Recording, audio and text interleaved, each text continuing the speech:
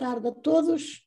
Sejam bem-vindos a mais esta conferência do ciclo Música e Poesia na Cultura Portuguesa, que tem hoje o privilégio de contar com a professora Ana Paixão, membro do Centro de Estudos de Sociologia e Estética Musical, que nos vai falar sobre a escrita musical de Ana Afferli e Jorge de Sena.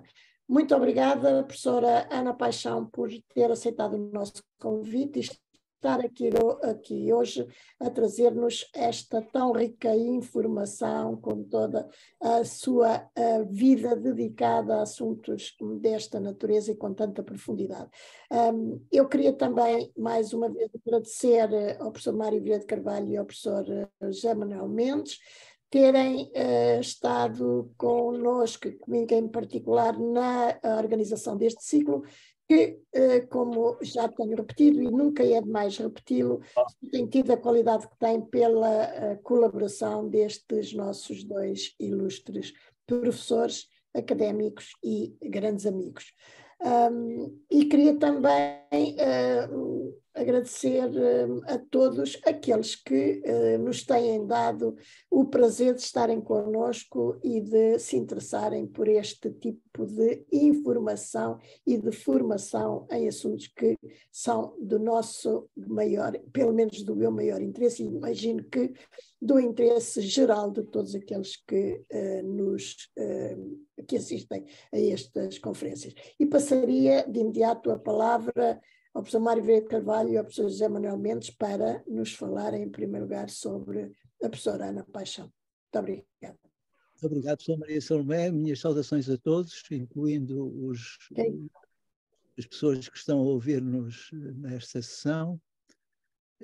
Com as minhas saudações especiais à Ana Paixão, que eu conheço desde há bastantes anos.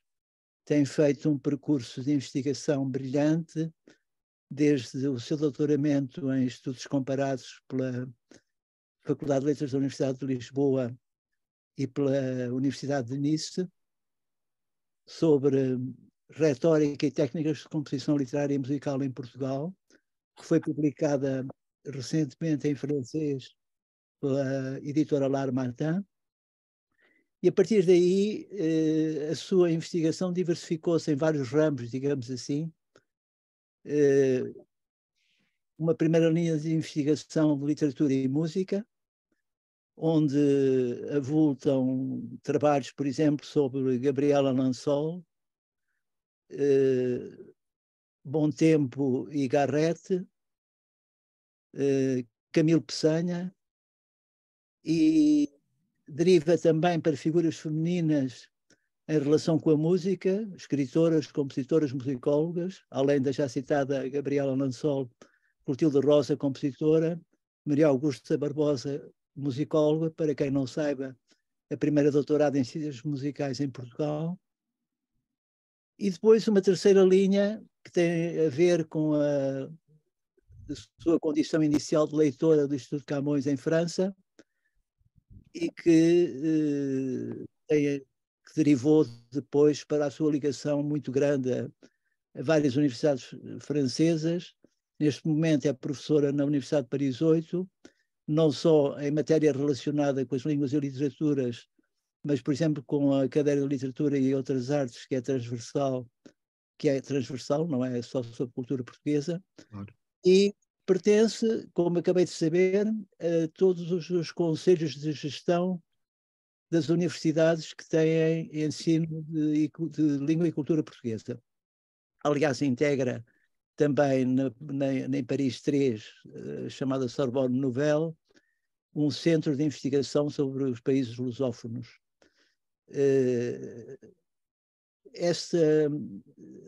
Queria salientar o facto de ela pertencer também a várias comissões de arbitragem e de aconselhamento científico de várias universidades, e, sobretudo, também o facto de ela ter concorrido e ganho o concurso para diretora da Casa de Portugal André de Gouveia em Paris, e daí ter também acedido ao Conselho de Administração da Cidade Universitária por eleição.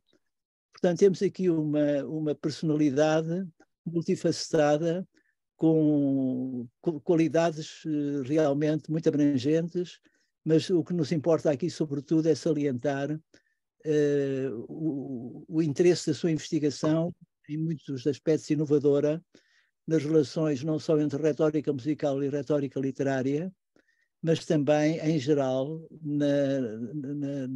no seu trabalho comparativo de literatura e música e também outras artes.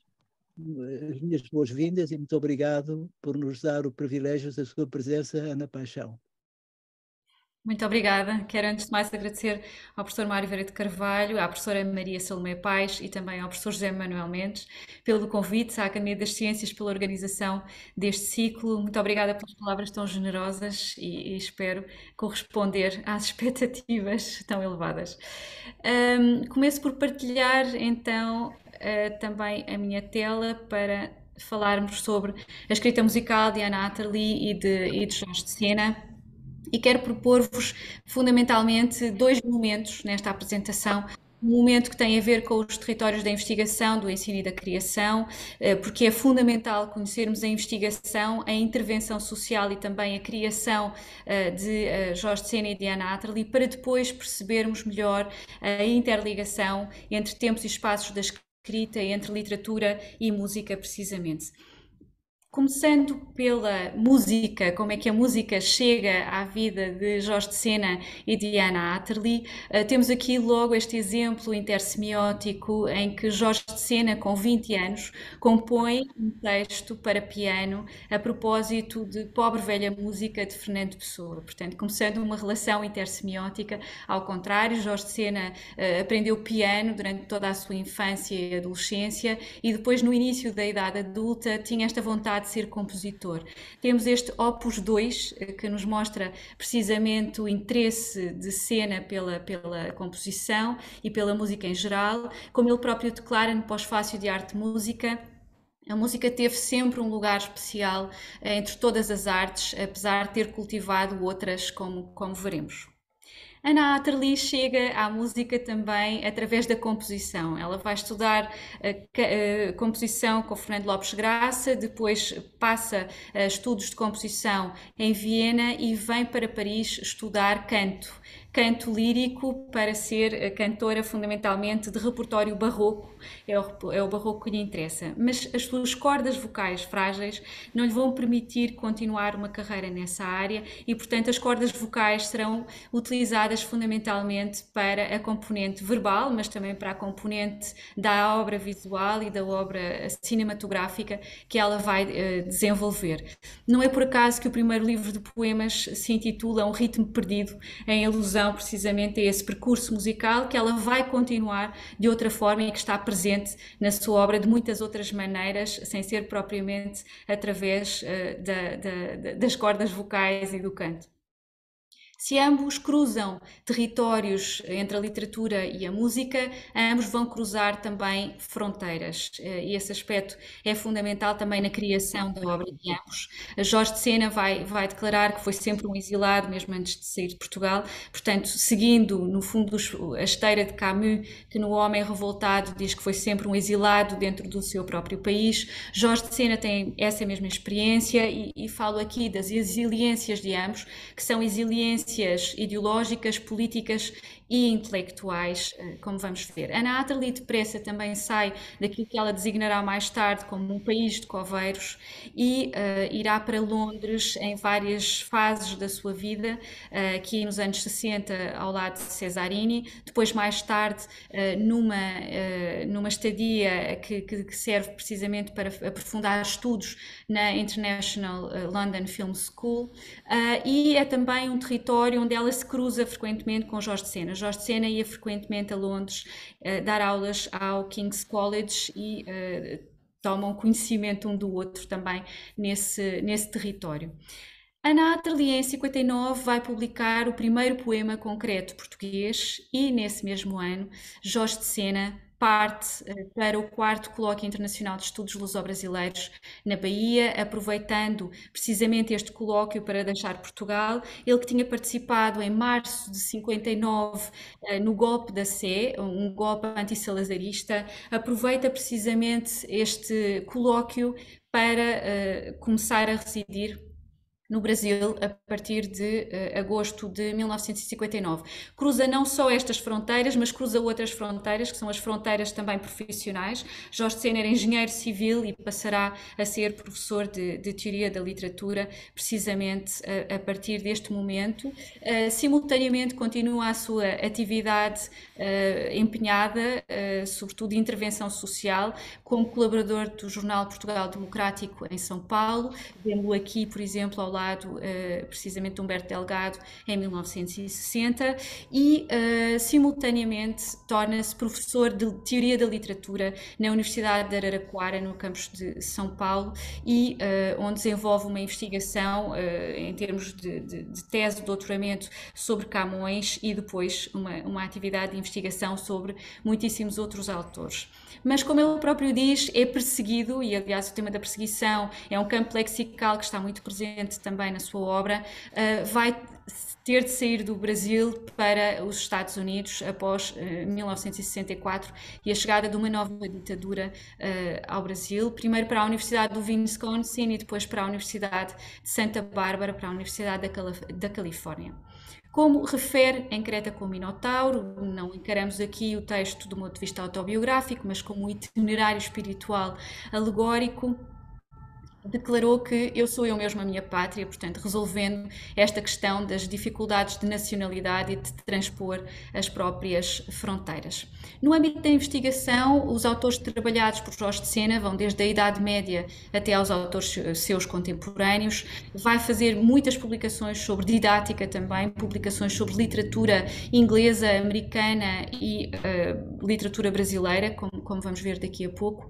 É também tradutor e neste site da Universidade Federal do Rio de Janeiro podemos precisamente observar a grande pluralidade da obra que foi desenvolvida por Jorge de Sena e que encontramos em grande parte neste site. Neste mesmo sítio encontramos também um testemunho de Anna Atterley a propósito de Jorge de Sena, porque se partilharam territórios também, como há pouco referi, em Londres e em Portugal. Há também os Estados Unidos como espaço de partilha, como território onde ambos vão investigar. No caso de Anna Atterley, como ela refere neste mesmo testemunho, é graças a Jorge de Sena que ela começará uma tese de doutoramento na Universidade de Berkeley dedicada ao barroco, nomeadamente à preciosa Tesoura Maria do Céu, e continuará depois todo um trabalho de investigação que é fundamentalmente dedicado ao barroco, à poesia experimental, à difusão cultural e trabalha também como tradutora fundamentalmente de língua inglesa. Ambos praticam também, além de grande investigação, são também releitores da cultura portuguesa. E esse aspecto é fundamental até para percebermos como é que a sua obra aparece e como é que se justifica muitos dos autores e muitas das temáticas que vão ser trabalhadas. São os dois releitores da cultura portuguesa em geral e chamam a atenção só para alguns aspectos, já que não posso focar muitos. Por exemplo, Camões, para Jorge de Sena, vai ser um dos autores aos quais Jorge de Sena se dedica, aliás, publica quase no final da sua vida os 30 anos de Camões, mostrando bem esse percurso de investigação muito rico e, como refere, Camões é mais do que qualquer outro escritor um establishment. Jorge de Sena, que não cultivava o eufemismo, como sabemos, fará... A propósito de Camões, uma crítica violenta aos académicos e ao mundo universitário português em geral, fazendo releituras de Camões, como a que vemos aqui a propósito da estrutura dos Lusíadas. Jorge de Sena tem uma formação científica e técnica e precisamente vai aplicar essa formação à análise, por exemplo, dos Lusíadas e de muitos outros textos camonianos e dos textos da literatura em geral. E nessa crítica e nessa releitura que Jorge de Sena faz de Camões, denuncia, por exemplo, alguns usos direitistas, como ele próprio citará, que alguns dos teóricos portugueses desse tempo faziam, utilizando precisamente Camões com fins ideológicos. É o caso de Costa Pimpão, que é um dos alvos dessa crítica, mas depois também António José Saraiva ou Hernani Cidade, que são alvos da crítica precisamente de Jorge de Sena.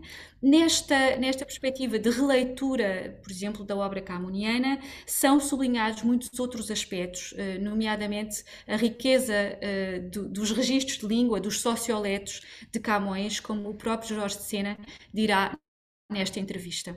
Vamos ouvi-lo. Os Camões todos souberam isso perfeitamente. E por isso mesmo é que eles foram capazes de escrever em tão variados níveis de linguagem como escrevem. Eu lembro a vocês, por exemplo, que o nível de linguagem dos Lusíadas não é o nível das canções, não é o nível dos sonetos, não é o nível das redondilhas e não é com certeza o das cartas em prosa. No entanto, tudo isso foi escrito pelo mesmo homem. Apenas esse homem sabia muito bem que os níveis de linguagem variavam conforme aquilo que ele estava a fazer. E isso é uma das coisas que se perdeu grandemente e que agora, linguisticamente, é preciso começar a recuperar.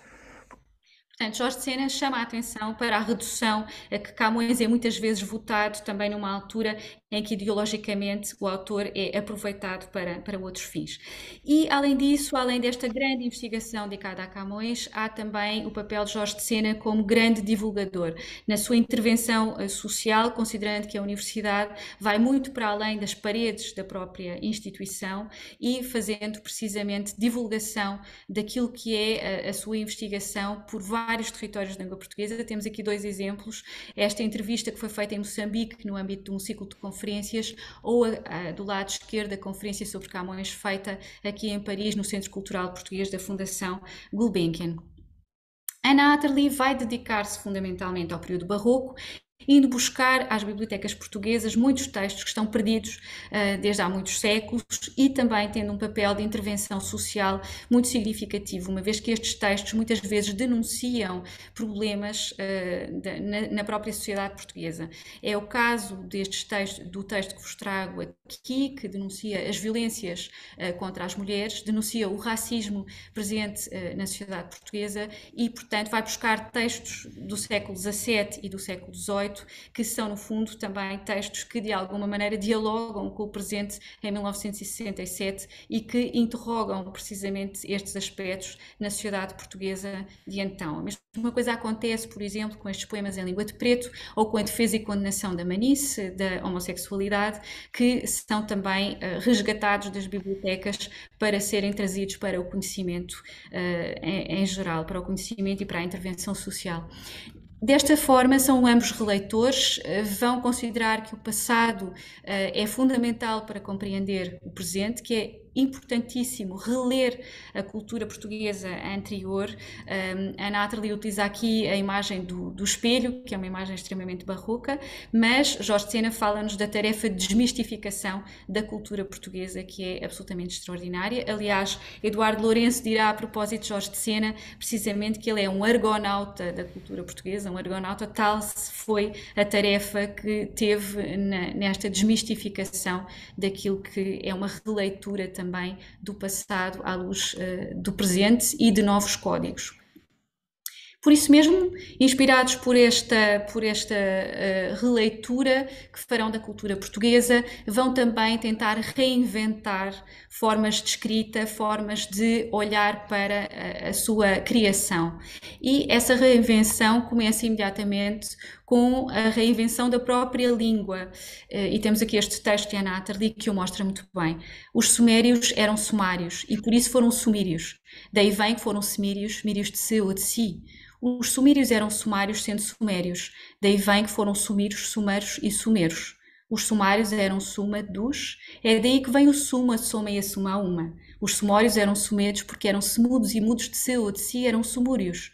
Os sumúrios eram semílicos, simólicos e simulados. Daí vem que amaram a sêmula, a súmula e o tacão alto.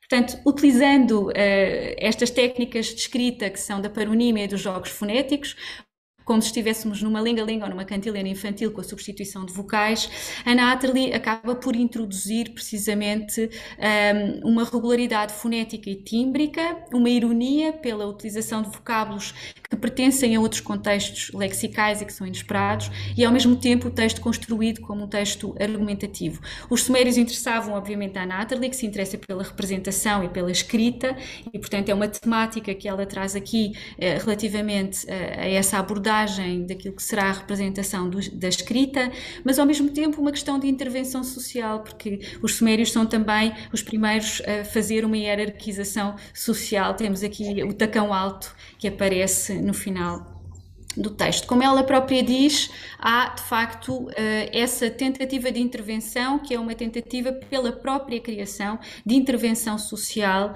de criar um corte com aquilo que era a sua época. Era no tempo do fascismo ainda, penso nos anos 60, o lema era orgulhosamente sós, e o experimentalismo é um movimento mundial. E nós tínhamos contactos internacionais, uma coisa que chocava extraordinariamente era contra a atitude dominante. Portanto, esta forma de criação é também uma forma de intervenção social contra essa atitude dominante. Em 1963, Jorge de Sena publica Metamorfoses, uma obra onde faz também esta exploração e esta reinvenção da própria língua, como vemos nestes 4 sonetos à Afrodite Anadiomna. Timbórica, Morfia, ou Persefessa, Melaina, Andrófona, Reptimbídia, ó Basilissa, ó Scótia, Masturlídia, Amata Cípria, Calipígia, Tressa de Jardinatas Nigras, Pasifessa, Lúnia Rosácea, Lambidando, Erídia, Erínia, Erítia, Erótia, Erânia, Egídia, Eurínuma, Ambulógera, Donlessa. Ares, Efaistos, Adonísio, Tutus, Alipigmaios, Atilícios, Futos da Lívia da Mitata Organissanta, Agunimais, Sesforem Morituros, Negrotentavos de Escancárias Duros, Tantisqua, Abradimembra, Ateia Canta. Portanto, Jorge de Sena faz também aqui uma criação lexical a partir de paronímias, de jogos fonéticos, uma invenção sonora a partir de uma nova acentuação e, mantendo as estruturas da língua e o soneto, vai criar novas sonoridades que integram palavras conhecidas e que mantêm precisamente o campo lexical do erotismo e do amor. Como ele dirá numa entrevista à revista Invenção, uma revista de vanguarda publicada em São Paulo, o objetivo é compor um sentido global e, portanto, partir da fragmentação das palavras, que será integrada num sentido mais vasto, evocativo e obsessivo, uma dessemantização da própria palavra literária, mas que mantém o sentido global do próprio texto. A ideia de Metamorfoses é precisamente não só esta da reinvenção da própria língua, mas também da reinvenção de uma poética, de uma poiesis de escrita, ou seja, de uma forma de escrever que se vai inspirar de objetos estéticos outros, de uma intersemiótica, de objetos da pintura, da escultura, da arquitetura, como vamos ver. E temos, por exemplo, aqui o exemplo de Bronzino, este texto dedicado a Eleonora de Toledo, que mais uma vez tem também um propósito de intervenção social, de crítica das diferenças sociais entre a nobreza e o resto da sociedade. E como estamos na Academia das Ciências, não podia deixar de trazer este texto admirável, Metamorfose, a propósito do Sputnik, que precisamente é um texto de criação a partir de um objeto científico inserido em Metamorfoses. Artes e música mantém o mesmo princípio de escrita, ou seja, partir de objetos estéticos, neste caso da música, para estabelecer esta ligação entre diferentes artes, e o objetivo das duas publicações não é só criar novas formas de escrita a partir de outra arte, é também uma forma de intervenção social, trazendo para a publicação em Portugal outros objetos estéticos que seriam pouco conhecidos do público e também, ao mesmo tempo, que chocassem de alguma maneira a própria crítica, como Jorge de Sena diz na sua correspondência com Sofia de Melbrenner e com Eduardo Lourenço. Se a crítica analfabético-lusitana ficou engasgada com o livro anterior, portanto, referindo-se a Metamorfoses, vai ficar pior com este, que seria arte de música, e, portanto, os nossos poetas vão ficar agoniados de tanta cultura artística. Portanto, este efeito também sempre que Jorge de Sena procura, não só junto do público em geral, mas da crítica literária em particular e do mundo da criação em Portugal. A Natalie tem também esse papel de intervenção, um papel de intervenção que está ligado à própria poesia experimental, a poesia experimental que se liga a várias artes, não só à literatura, mas também à música, como vemos aqui com a música negativa de Eugénio Meli Castro, mas também com a música e notação de Jorge Peixinho, que são duas das publicações que estão inseridas nestes cadernos de poesia experimental. E fará parte também do movimento Alternativa Zero, um movimento que pretende recriar a cultura em Portugal e que vai ter bastante impacto. Ao mesmo tempo, é também crítica literária, crítica musical, crítica de dança e a sua ação, a sua intervenção no meio, nos meios de comunicação portugueses é também bastante relevante.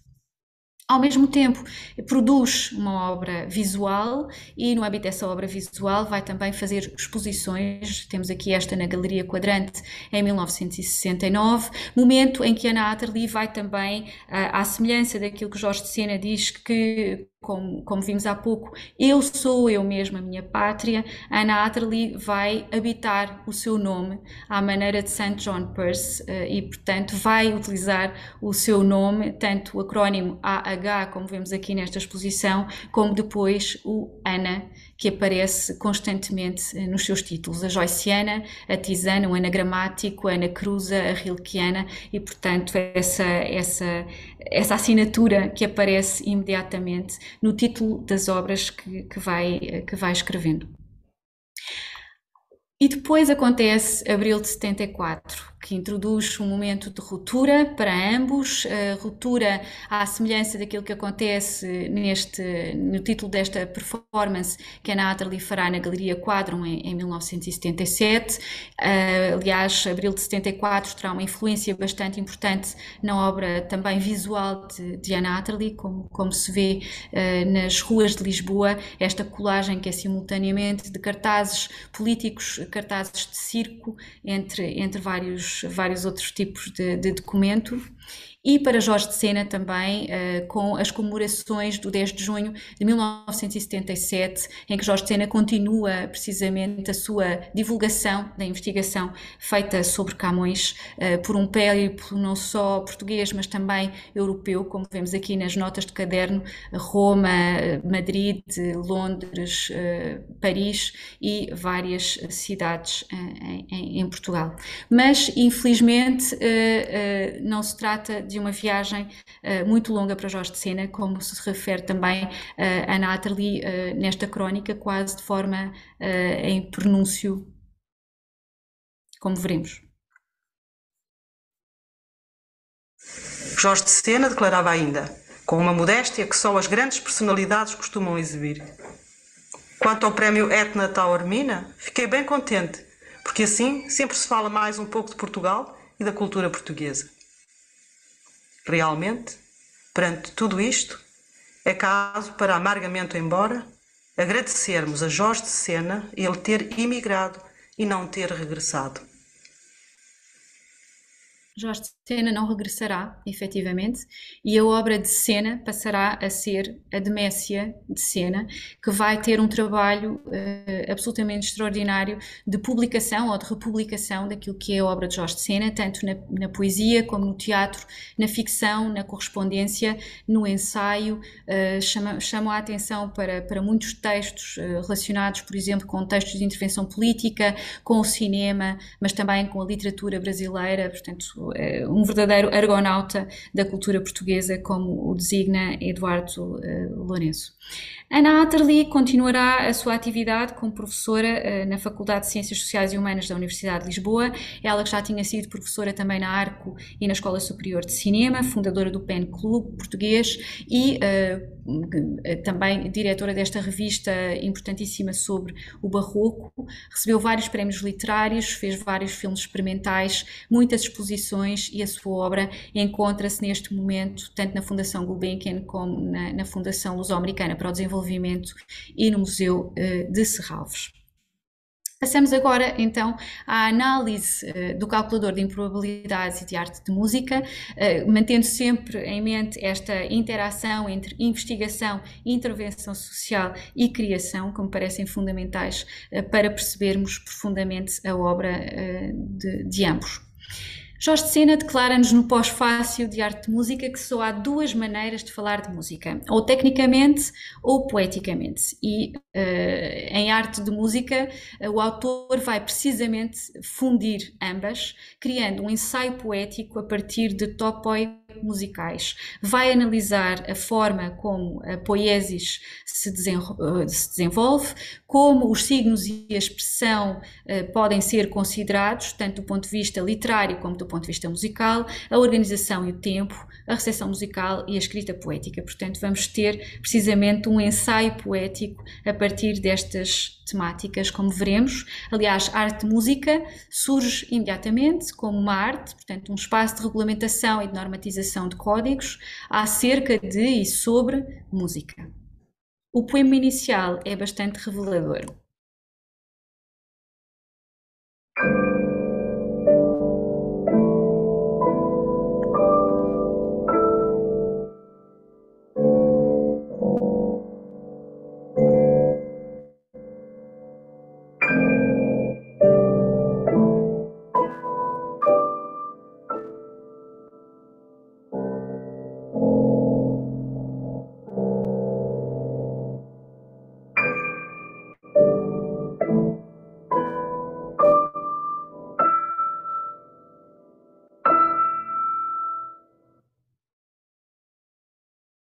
A música está, assim, para Jorge de Sena, na gênese da expressão poética e literária. Não se trata só da poesia que escreve em arte-música, mas considera que a música está, de facto, na gênese de toda a sua expressão poética e literária, e logo neste poema de abertura de arte-música vai questionar os limites da representação dos signos verbais, vai-nos falar de outra temática fundamental, que é da música e o inefável, que mais tarde será teorizada, por exemplo, por Vladimir Yankelevich, e questionar a significação dos próprios signos musicais. São temáticas que vai abordar ao longo de toda a arte-música, são como uma espécie de um fio condutor que aparece em vários poemas da obra, procurando precisamente uma transfiguração poética da música. Portanto, com aquele sistema de criação, a partir da audição musical, a criação poética surge como resposta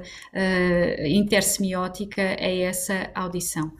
E as questões, precisamente, de reflexão sobre a linguagem são extremamente importantes em arte-música.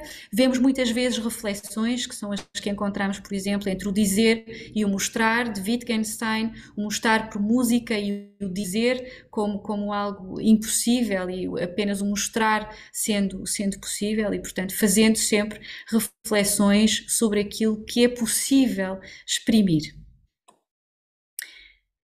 Temos aqui o índice de arte-música, em que vemos que os poemas vão desde Dolland até à Piaf, portanto há realmente uma grande diversidade de textos que são escritos a propósito de várias peças que estão aqui indicadas. Todas estas peças aparecem por ordem cronológica dos compositores, com exceção de Debussy, que é a primeira, aquela que acabámos de ouvir, dedicada à Cathédrale Engloutie, Petit, que nos explica precisamente o processo de gênese, o processo poético da criação em Jorge de Sena. Todas as outras estão arrumadas no livro pela ordem cronológica dos compositores. E quando Sofia de Melbrenner recebeu esta obra, intitulou-a precisamente como sendo uma gruta povoada de ressonâncias pela tal dimensão musical que Jorge de Sena consegue imprimir nesta mesma obra, a diversidade que consegue explorar através dos textos poéticos de arte de música. No pós-fácil, e Jorge de Sena, como grande investigador, deixa-nos uma ajuda preciosa, que é precisamente deixar aos seus investigadores todos os elementos, muitos dos elementos da hermenêutica, da interpretação dos textos, mas também a localização de quais são as gravações utilizadas para a escrita de determinado poema, ou qual foi a performance que surgiu, que sugeriu a escrita intersemiótica e, portanto, dá-nos todos esses elementos de forma bastante preciosa neste pós-fácil. Passamos então à investigação sobre aquilo que é a exploração dos signos e da expressão musical que Jorge de Sena faz em arte-música, partindo do pressuposto que a música é, como nenhuma outra arte em tão elevado grau, a sua mesma técnica.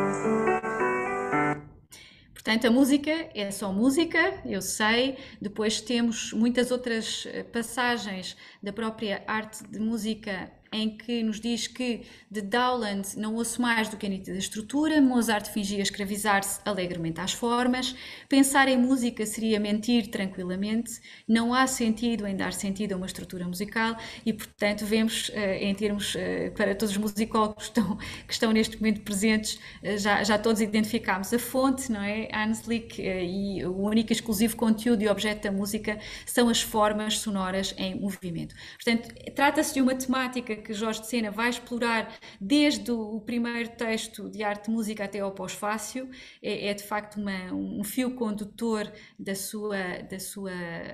seu pensamento e da sua escrita, mas também a combinatória a que os signos musicais estão precisamente sujeitos.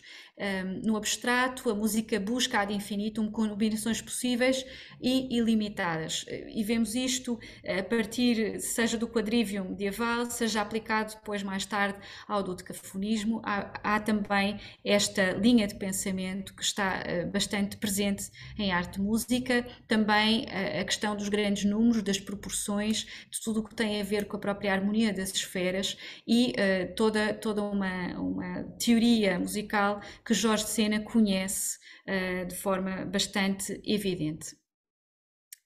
Relembro mais uma vez a ligação também entre Jorge de Sena e o número, a estatística e tudo aquilo que tem a ver com a proporcionalidade, um estudo que ele aplica também à própria literatura enquanto investigador.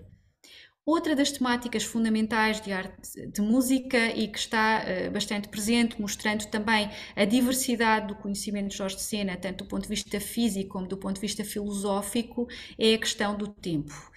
O tempo aparece explorado em diferentes perspectivas também em arte de música. O tempo como fluidez, a fluidez que aparece tanto na Water Music de Handel, mas também em Satie, a ideia de que o fluir da música está associado precisamente é uma das características da escrita musical, associando-se de alguma maneira ao pensamento de Henri Bergson, que considera que a melodia é a expressão máxima da fluidez, portanto uma concepção do tempo como uma sucessão. E, ao mesmo tempo, Jorge de Sena vai sublinhar a presença do instante. O instante na esteira da microfísica, na esteira de Bachelard, que precisamente nos falam dos instantes do tempo como sendo algo heterogéneo. Ao mesmo tempo, conhece, obviamente, a física de Einstein e refere-se frequentemente ao espaço-tempo, um espaço-tempo, obviamente, inspirado deste contínuo quadrimensional de Einstein. Um outro aspecto relacionado com o tempo é também o aspecto heraclitiano. Jorge de Sena refere-se frequentemente também à impossibilidade de repetição. Nada no mundo, ainda que volte ao tema inicial, repete. Estamos também na diferença e repetição de Gilles Deleuze ou do próprio José Gil, que refere que a reiteração é sempre uma repetição complexa. Neste ponto ainda relacionado com o tempo, fala-nos da forma como a própria performance, a performance musical, é no fundo uma forma de reunião de tempos muito diversos. Tempos muito diversos que se vão conjugar e que se vão reatualizar no momento da performance musical. Vemo-lo em Wanda Landowska tocando sonatas de Scarlatti, ou se a tocar estas sonatas anos depois que já está morta e mais de 200 anos depois que Domenico morreu. Da morta música no morto cravo tocado pela morta. Portanto, a confluência de todos estes tempos que faz lembrar o Esaífnes de Platão, em que precisamente se reúnem vários contrários e em que vários contrários são precisamente possíveis. Uma outra temática muito explorada em arte de música é a questão da identificação musical, a identificação entre o ouvinte e aquilo que está a ser ouvido, entre o performer e aquilo que está a ser tocado, como mais uma vez vemos em Wanda Landowska e Scarlatti.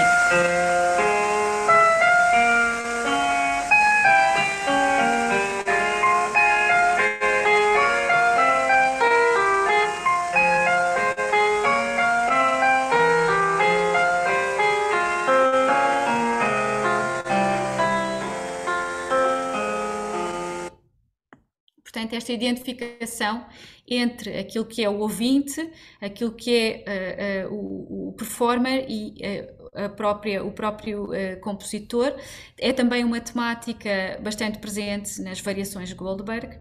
Nós não termos sido mais o quem ouve, mas quem é, a ponto de nós termos sido música somente. Portanto, um outro questionamento que atravessa a arte de música em permanência, mas a música também é associada a muitas outras dimensões. A música encarada do ponto de vista da sensualidade e do erotismo, que surge na obra de Jorge de Sena, não só em arte de música, mas também nas evidências, por exemplo.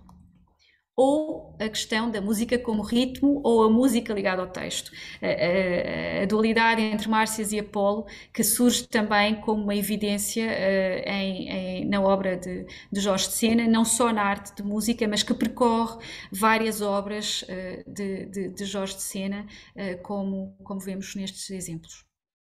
A partir da premissa de falar poética e tecnicamente sobre música, Jorge de Sena vai assim criar uma metodologia de intersemiótica literária a partir de obras musicais, uma metodologia de escrita que parte precisamente dessas obras musicais para as traduzir literariamente. Vai também transduzir a música na sua complexidade, e utiliza aqui o termo de transdução a partir de Lubomir Dolezal, na sua complexidade cínica, organizacional, hermenêutica e também enunciativa, e mostrar precisamente a complexidade musical no seu potencial ilimitado, criando assim um ensaio poético a partir de música. Anna Atterley vai utilizar algumas das estratégias de Jorge de Sena, mas utiliza também muitas outras, como vamos ver, uma forma de relacionamento entre texto literário e texto musical que pode ser bastante diversa. Ambos se mantêm no registro do ensaio. Anna Atterley escreve umas notas para a teoria do poema-ensaio e refere precisamente nessas notas que a poesia evolui atualmente no sentido do ensaio porque se define enquanto retrospectiva ou enquanto projeto. E, portanto, vamos analisar também o calculador de improbabilidades à luz desta premissa do texto como poesia-ensaio. Partimos, obviamente, também dos princípios poéticos da criação em Anna Atterley, que se baseiam no barroco. Por um lado, a ideia da recriação, a recriação que se inspira fundamentalmente das técnicas de escrita do barroco, e a ideia de recriação, ou seja, de jogo, de ato lúdico de descoberta e do poeta enquanto investigador de formas e sentidos, a partir precisamente destas premissas que são as que a Ana Atterley vai buscar também ao barroco, como ela própria diz, a propósito da sua criação.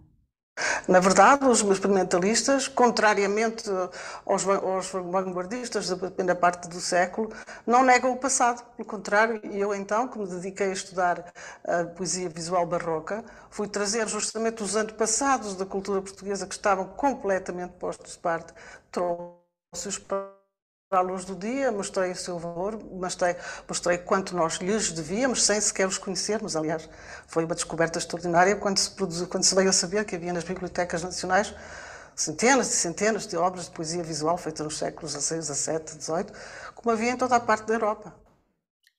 E esta premissa, então, da escrita é precisamente a que a Ana Atterley vai utilizar, não só para a sua escrita literária, como para a sua criação visual e para a inclusão também de aspectos relacionados com a música, a partir da noção de mão inteligente, a mão que vai criar uma nova idade da escrita, em que o processo não se distingue da obra, portanto, a obra final é um work in progress, é aquilo que nós vemos da própria criação, do fazer-se da obra, e a noção de partitura está permanentemente presente, portanto, a mão que escreve também a partitura, que pode assumir diferentes formas, como veremos.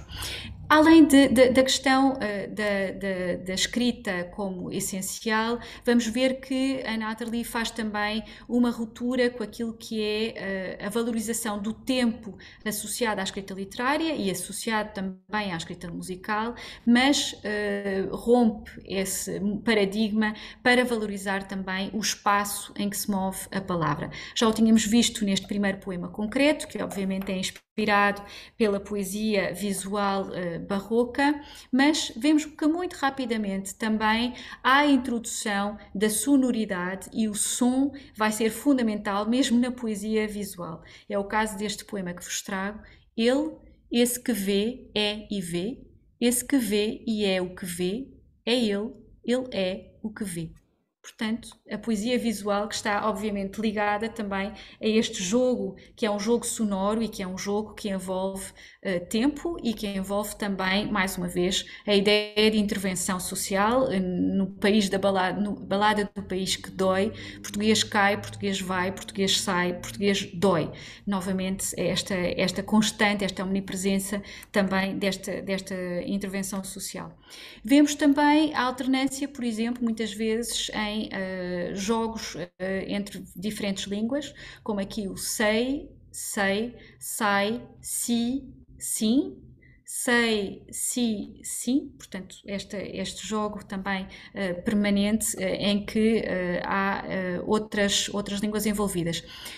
Relativamente à ideia da partitura, temos, por exemplo, este texto que aparece a descrever-nos uma ligação entre o narrador e um robô que entra pela janela adentro. O narrador será um maestro que dá ordens ao robô através de uma partitura, e portanto essa partitura vai ser escrita pelo tal maestro para que as ordens sejam cumpridas pelo robô. Um libreto para um espetáculo multimédia que se designa por ópera-ação, não só a ideia da ópera, mas também a ideia da operação cirúrgica que surge neste jogo, e também a presença da música nas tisanas.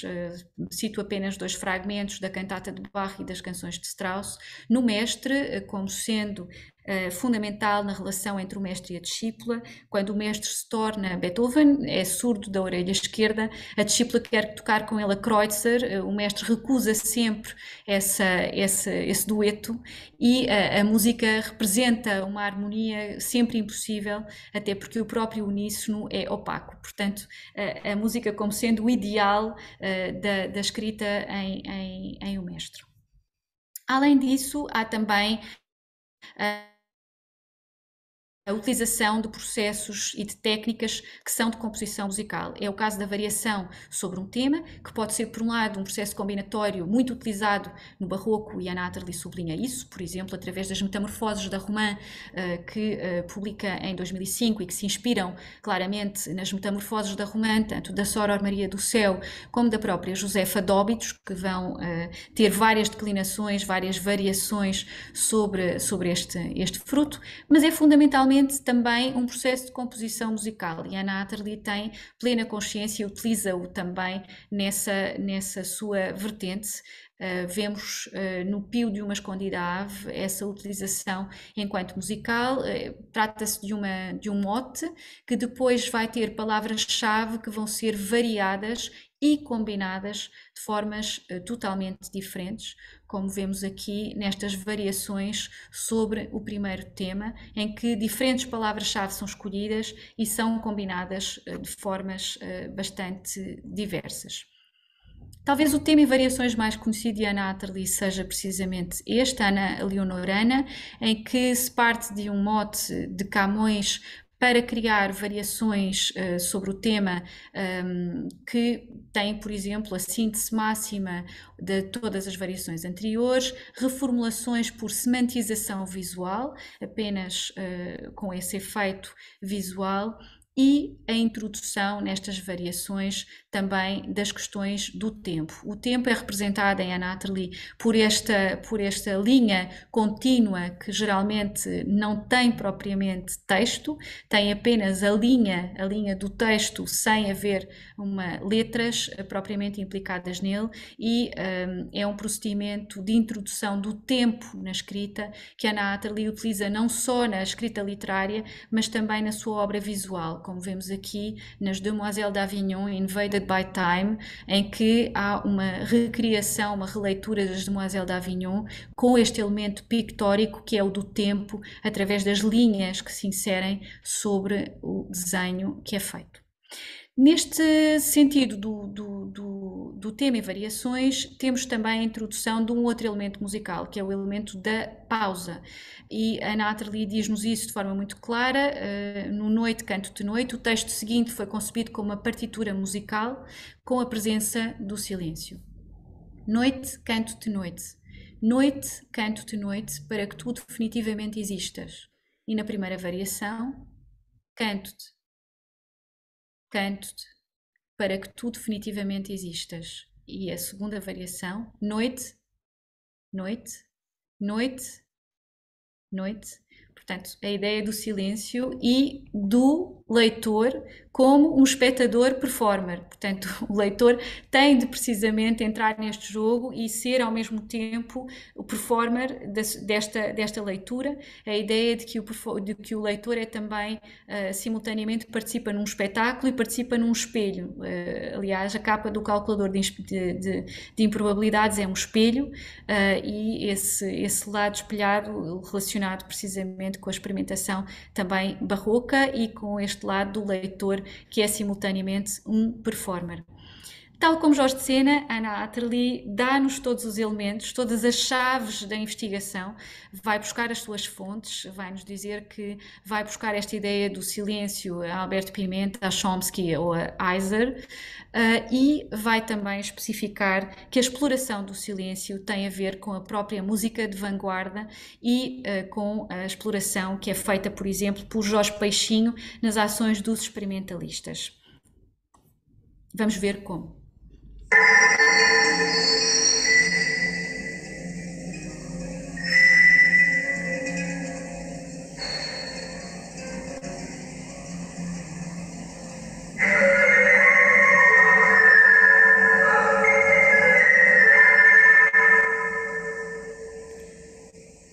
Jorge Peixinho serve-se precisamente desta técnica da montagem, trouxe o Luís Vaz 73, que é um texto também relacionado precisamente precisamente com Camões, para precisamente criar montagem e fragmentos a partir de regras combinatórias muito precisas, que é uma técnica também de criação que a Nathalie utiliza na criação dos seus textos através da heterogeneidade e dessa montagem. Por exemplo, aqui na vida pessoal e subjetiva da segunda metade do século XX, temos por um lado um texto à esquerda que fala sobre pensamento e à direita sobre sentimento. A mesma coisa em Collage de Jorge Peixinho, ou a exploração de timbres e sonoridades experimentais na Cantata para a Maldade Semântica e neste Velofone.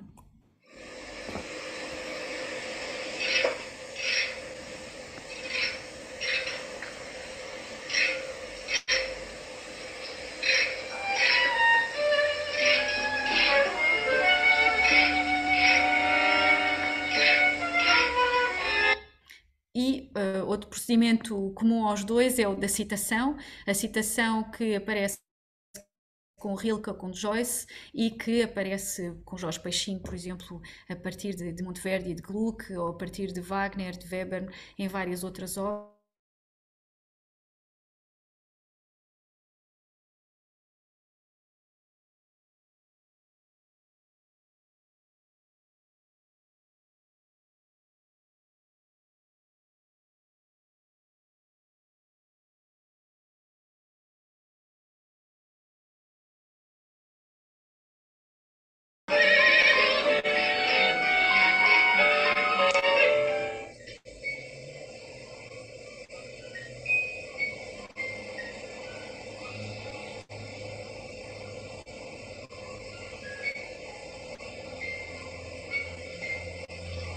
O ciclo Valsa com a sua caixa de música e em Ana Atterley, por exemplo, o Porco Rosalina, que aparece constantemente nos textos. O silêncio como elemento central da linguagem, por exemplo, Isto é só o início em, de Jorge Peixinho, e também outro texto de Ana Atterley, além daquele do Noite Canto de Noite, em que a tensão psicológica precisa de pedal. Portanto, o performer deste texto tem que utilizar pedal como se estivesse num piano.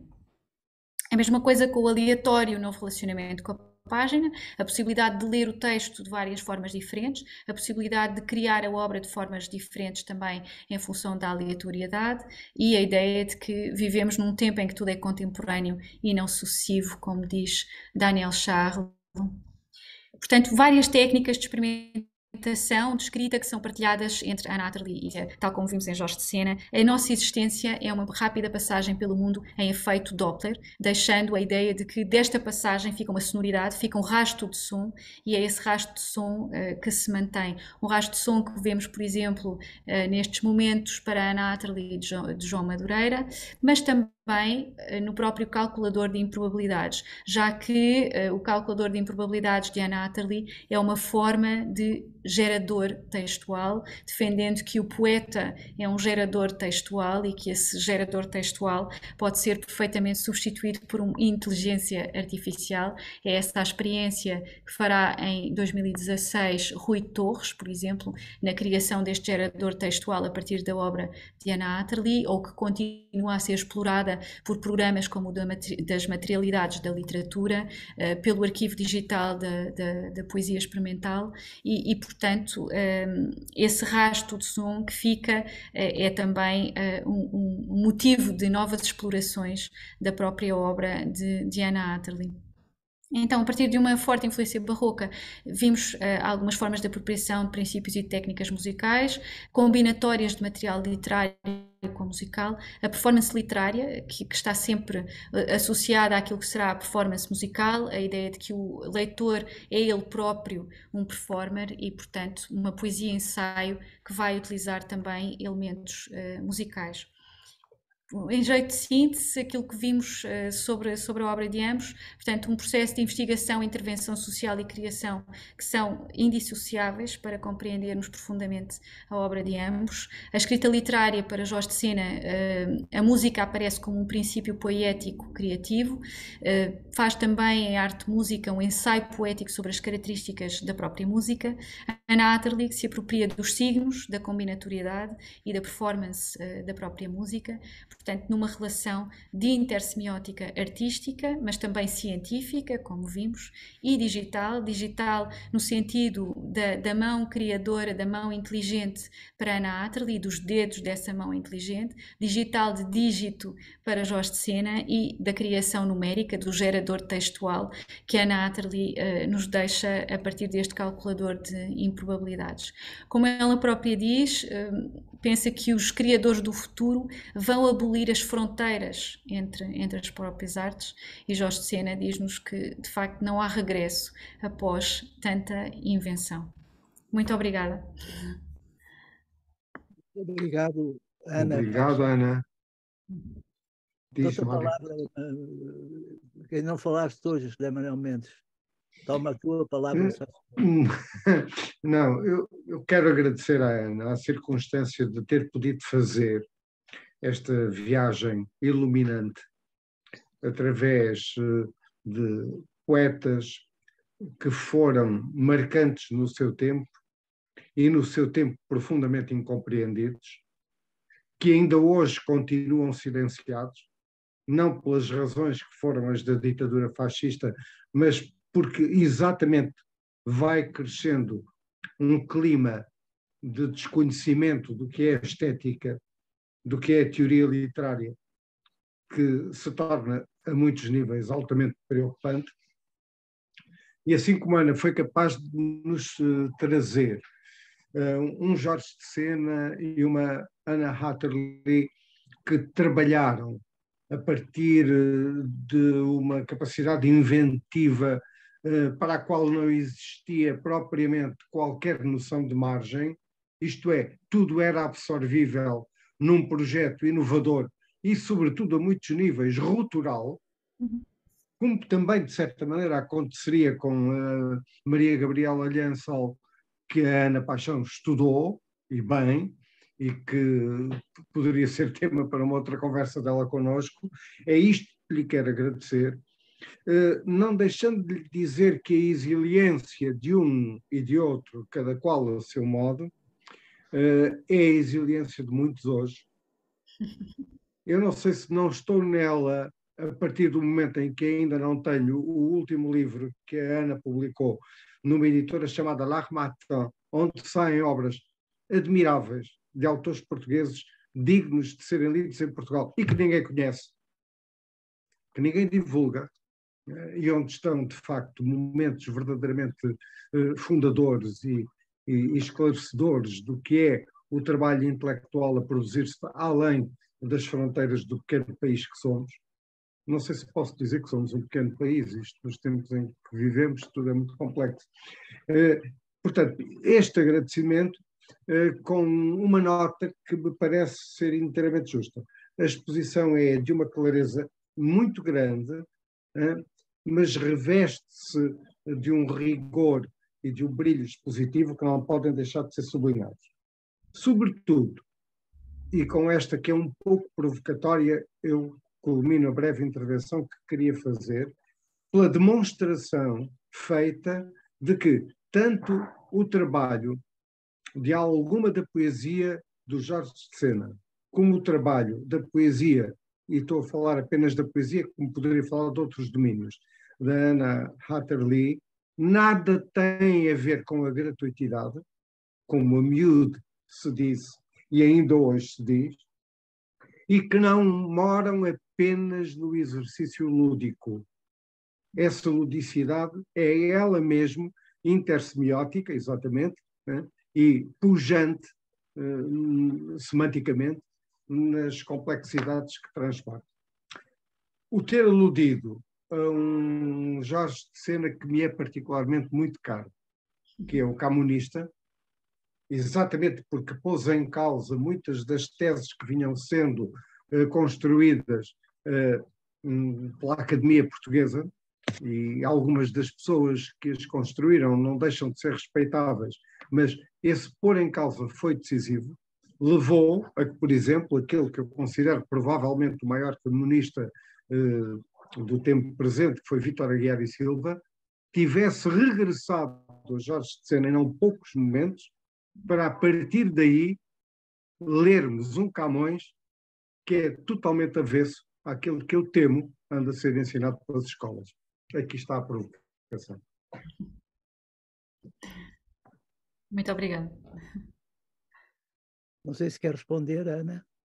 Não, quero apenas agradecer e de facto dizer-lhe que esta questão do Jorge de Sena Camoniano tinha tema para uma conversa só por si, De horas.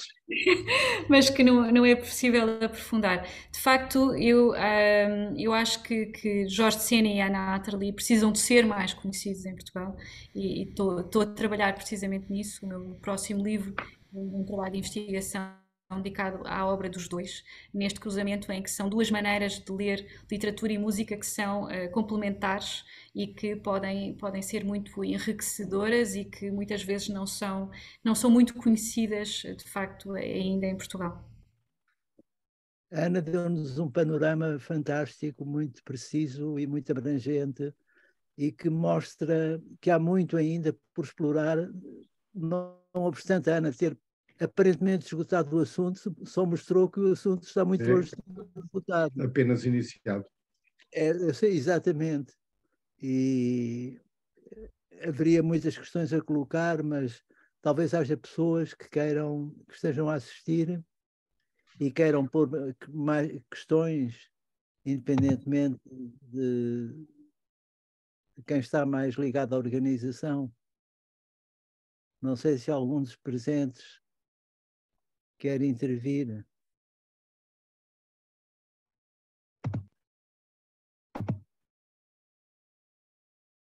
O cálculo de improbabilidades tem muito a ver com o que Xenakis, do cálculo de probabilidades ligado à composição, que já é o princípio de introdução desses elementos de autopoiesis na obra de arte, e que já vinham nos anos 50 do Stockhausen e do Govaerts. Embora não falassem de inteligência artificial, tinham o ideal de um intérprete, de um compositor, que se transforma numa espécie de observador da obra.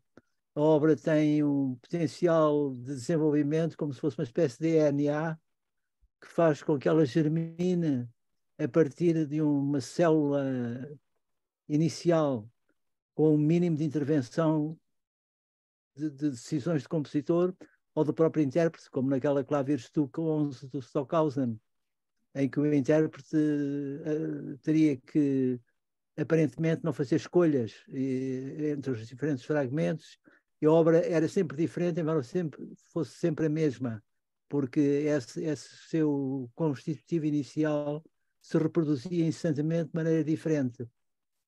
Hoje estamos plenamente na inteligência artificial, em que se fala da composição através, precisamente, de mecanismos como aqueles que a própria Ana Atterley idealizou.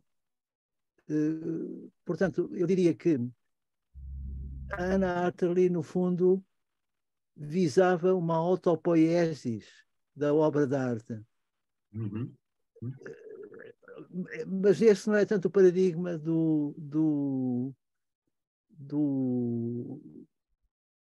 Jorge Sena, que é mais afirmativo no sentido de defender uma poiesis, ou seja, o artista continua a ter um papel determinante no percurso da obra e na sua forma final. Não sei se pode estabelecer este paralelo entre ambos, ou esta diferença entre ambos, ou como é que convergem um ao outro nesta fase, visão, eu diria, quase numérica, digital, para a aplicação à sua própria investigação, ou seja, vai utilizar sistemas de análise, não de criação, que são sistemas que poderemos considerar hoje digitais ou numéricos. Quando vai procurar, por exemplo, o vocabulário dos Lusíadas e vai fazer uma estatística, um levantamento estatístico de tudo aquilo que é a presença de determinadas palavras ou determinados temas na obra camoniana, vai no fundo estar a fazer no fundo um cálculo, uma estatística a partir de uma análise, não é? Utiliza essa ideia da análise e da própria componente digital, mas aplicada a um texto em análise. A Natalie vai mais longe e vai precisar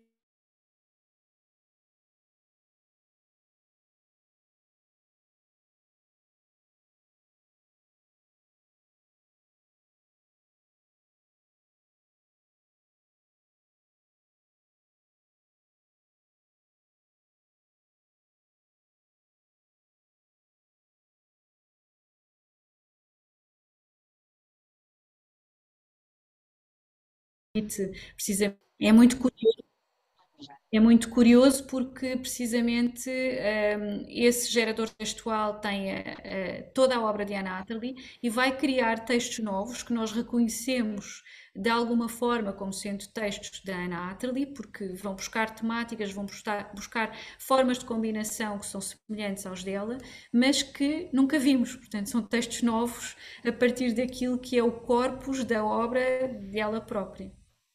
Muito bem. Não sei se há mais alguma intervenção, haveria muito ainda que falar, por exemplo, aquela relação com o Hans Lick. Eu sei que a música é só música. A música é só música, eu sei. Podíamos pôr ao contrário, a música, o ser só música pode ser uma mais-valia e não uma minoridade da música, porque não precisa da significação. Precisa de significação. Eu não considero isso uma limitação, mas o ir mais além da significação. Mas isso era pano para outras mangas. Aliás, Jorge Sena diz isso também na abertura, na própria Cathédrale Engloutie, acaba por falar precisamente dessa limitação e ilimitação ao mesmo tempo que a linguagem musical tem. Por um lado, que a música é só música, mas por outro lado, que a linguagem tem um potencial absolutamente ilimitado na possibilidade de dizer. E, portanto, acaba por ser, de alguma maneira, uma abertura para todas essas possibilidades teóricas e que Jorge de Sena conhecia como questionamento intelectual também do ponto de vista da música. Ele tinha essas ferramentas por conhecer precisamente a teoria musical que estava a ser feita no seu tempo e é anterior ao seu próprio tempo. Não sei se há mais alguém que queira fazer perguntas ou intervir. Professora Maria Salomé. Eu penso que não está mais ninguém.